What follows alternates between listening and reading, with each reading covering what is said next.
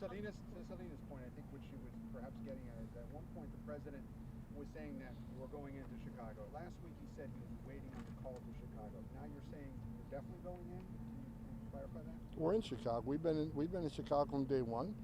We've increased resources in Chicago. As far as a massive operation, we'll see what happens. But right now, we're in Chicago. From the Supreme Court today, the Supreme Court today said that apparent ethnicity is a relevant factor for reasonable suspicion for immigration detention stops. Is racial profiling justified? There's no racial profiling.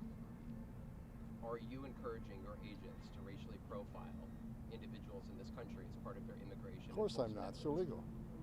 We're not racial profiling anybody. I just said it. Using race.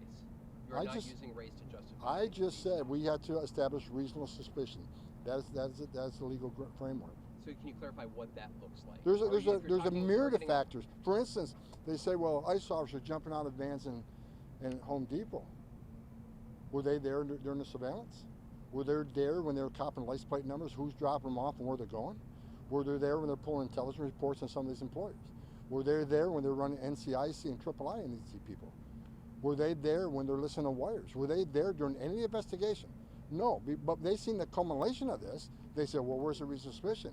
I trust the professionals of the Board of Patrol and ICE, all very well trained, to make sure they establish reasonable suspicion to briefly detain and question somebody, and the Supreme Court agreed with me. On the Georgia